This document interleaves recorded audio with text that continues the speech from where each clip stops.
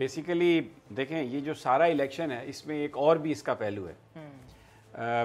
आसिफ अली जरदारी साहब एक बड़े ज़बरदस्त वो मार्केटिंग के बादशाह हैं, और ख़ास तौर पर फिल्मों के हवाले से और फिल्मों की मार्केटिंग के हवाले से उनका बड़ा एक्सपीरियंस है, बड़ा तजुर्बा है। बैम्बिनो सिनेमा भी वो चलाया उन्होंने बड़ा ज़बरदस्त तरीके से। और ये मैं कोई खुदा न खास्ता कोई इंसल्टिंग टोन में मैं ये बात नहीं कर रहा, लेकिन अभी जो उन्होंने फ़िल्म जो कल चलनी है उसकी ऐसी मार्केटिंग की है कि यूसुफ रज़ा गिलानी की जो फिल्म है कि ये जीत रहा है और इमरान खान हार रहा है और एस्टेब्लिशमेंट हमारे साथ आ गई है, एजेंसियाँ न्यूट्रल हो गई हैं और अब पैसा चल रहा है और हम सरप्राइज़ देंगे। ये जो यूसुफ रज़ा गिलानी फिल्म है पार्ट 3 उनका, इसकी बड़ी ज़बरदस्त पब्लिसिटी की है उन्होंने और कामयाब हुए हैं इसमें। फ़िल्म तो कल चलेगी, बाज़ औक़ात कुछ फ़िल्में पहले दिन ही डब्बा हो जाती हैं, बहुत परेशानी होती है। पहला शो चलता है और 15-20 मिनट के बाद लोग उठ के बाहर आ जाते हैं।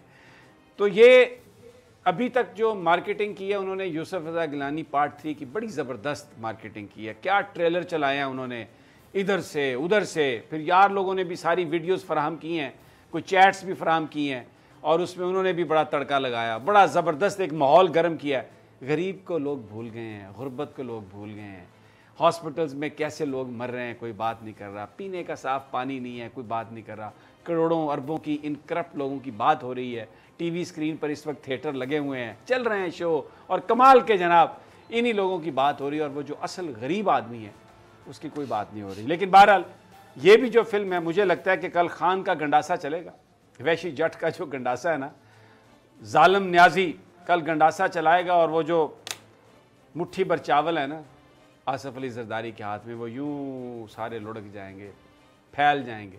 यूसुफ रज़ा गिलानी फिल्म डब्बा फिल्म है, ये बंद हो जाएगी कल। आप क्या कहते हो फ़खर? बिल्कुल समी साहब, ये वो प्रोमो हैं जो चलते रहेंगे और रात के अंधेरे में भी चलते रहेंगे और सुबह तक जब फजर की अज़ान होगी और नया दिन का आगाज़ होगा तो वोटिंग से पहले भी जो है ना बहुत कुछ आ सकता है। लेकिन जैसे आपने कहा कि प्रोमो से जो कुछ होना था वो तो इस वक्त वो तो अचीव कर लिया। सोशल मीडिया पे ट्रेंड चल रहा है, हर तरफ हर मीडिया के ऊपर जो है इस वक्त यूसुफ रज़ा गिलानी है और समझा ये जा रहा है कि वो स्पाइडरमैन है, सुपरमैन है, जो कि सेनेट का इलेक्शन भी जीत जाएंगे और फिर चेयरमैन भी बन जाएंगे और फिर नेक्स्ट हुकूमत जो है वो भी गिर जाएगी, पहले पंजाब में गिर जाएगी फिर मरकज़ में गिर जाएगी। लेकिन आपने कहा कि कल जो है ना वो डब्बा शो हो जाएगा, यकीनन ऐसा ही होगा, क्योंकि मैं एटलीस्ट जो मेरे पास मालूमात हैं उसकी बुनियाद पे मैं कह सकता हूँ कि हफीज़ शेख साहब की जो कामयाबी होगी वो बड़ी कंफर्टेबल होगी। और नहीं, लेकिन एक बात तो है ना इरशाद संजरानी, आप हमें बताइए कि कराची में पीटीआई के एमपीएस अगवा हुए और वो चले गए। आज वो करीम कबूल जो हैं वो, ये ऐसा लग रहा था कि कल उनका जो वीडियो बयान था वो पीपल्स पार्टी वालों ने तैयार करवाया था और आज वो उस बयान से मुनहरफ हुए। उन्होंने कहा मैं तो पीपल्स पार्टी का ही हूँ। लेकिन जो लॉ इन्फोर्समेंट है, रेंजर्स और दूसरी एजेंसीज़, वो कोई हमें वफाकी हुकूमत की या पीटीआई को प्रोटेक्ट करते हुए नज़र नहीं आ रही। और डॉक्टर आमिर लियाकत ने यह कहा है कि फैसल वाबडा हार जाएंगे, ये बड़ी उन्होंने बात की है। आपके पास क्या इत्तलात हैं? देखिए समी साहब, अभी जैसे हफीज़ शेख के हवाले से बात हो रही थी और हफीज़ शेख जब यहाँ पर पीर साहब पगारा से मुलाकात करने के लिए पीटीआई का वफ्द आया था तो वो कह रहे थे कि इस वक्त महंगाई बहुत है, पिछली हुकूमतों में बहुत महंगाई थी, हमने बहुत अच्छा काम किया, बड़ी इन्होंने एक अच्छी मंजरकशी करने की कोशिश की। फिर मैंने उनसे सवाल किया कि हफीज़ शेख साहब, आप तो पिछली हुकूमतों में भी साथ रहे हैं, आपने पिछली हुकूमतों पर इल्ज़ाम लगाया, इसका मतलब है आप उस वक्त भी वज़ीर ख़जाना थे, मुशीर ख़जाना रहे हैं।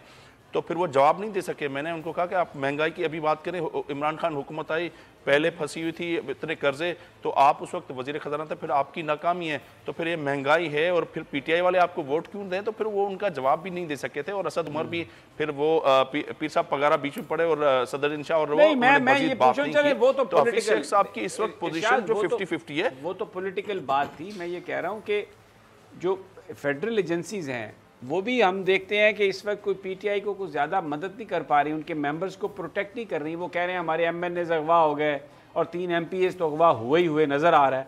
तो वो क्या कहानी है, क्यों ये खामोश है? ये तो आपको पता है कैप्टन सफदर को अंदर से निकाल के ले आए थे जाके कि जनाब पर्चा दर्ज करते हैं और पता नहीं क्या कुछ हुआ था। तो अभी बिल्कुल एक हू का आलम है वहाँ पर इस हवाले से।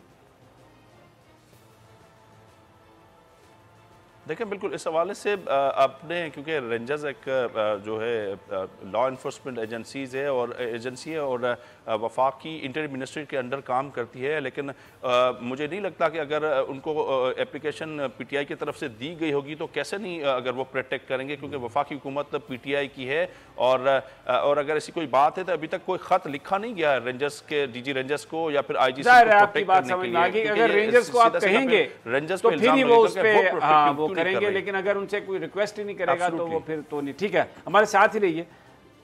मैं एक बात जो है ना बार बार, क्योंकि पाकिस्तान की पॉलिटिक्स में ये जो एक वोट को इज्जत दो का जो कॉन्सेप्ट और ये जो नारा था वो ये था कि हम पैसे को, एजेंसियों को बिल्कुल हम इसको हम ख़त्म करेंगे और उनका किरदार हम ख़त्म करेंगे। और ये जो सारी गेम अब जो बनाई है कि इमरान खान की हुकूमत जा रही है, उसमें बुनियादी तौर पर ये बात फेंकने की कोशिश की जा रही है कि एजेंसियाँ उनको छोड़कर हमारे साथ आ गई हैं, यानी उन्होंने हमारी बात मान ली है, वो न्यूट्रल हो गए हैं और हमारी बात मान ली है। और फिर हम ये देखते हैं फैसले भी बड़े ज़बरदस्त आए। परवेज़ रशीद साहब रेस से बाहर हो गए, फैसल वावडा इन है, अबड़ो साहब को इजाज़त मिल गई है। आप देखें कि ये यूसुफ रज़ा गिलानी साहब, उनके नॉमिनेशन पेपर्स में हल्फ जो उन्होंने दिया उसमें उन्होंने बिल्कुल छुपाई अपनी कन्विक्शन, लेकिन इलेक्शन में नहीं भाई नहीं, ये तो लड़ेंगे इलेक्शन, फ़ैसला महफूज किया। फिर उसके बाद सुप्रीम कोर्ट की तरफ से ये बात आई कि जी आप टेक्नोलॉजी का इस्तेमाल कर सकते हैं, वहाँ पर भी इलेक्शन कमीशन खड़ा हो गया। और वो जो ख़ास हमारे दोस्त हैं मखसूस मीडिया ग्रुप के, उन्होंने कहा कि इदारा बन गया है इलेक्शन कमीशन। तो आपको समझ आती है क्या मतलब है इदारा बन गया। तो अब वो जनाब आप देख लें कि उन्होंने फिर ये कहा कि जी बिल्कुल पुराने हिसाब से ही होंगे, कोई सीक्रेट बैलेटिंग नहीं होगी।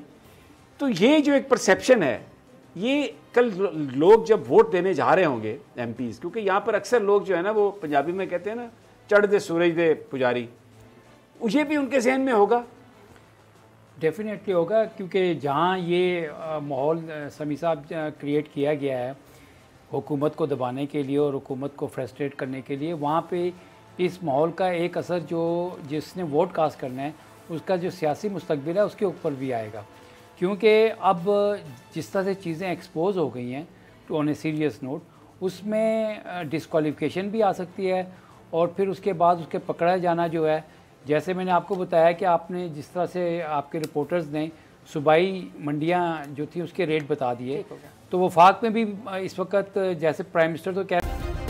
सब्सक्राइब करें और बेल दबाएं ताकि कोई खबर रह न जाए।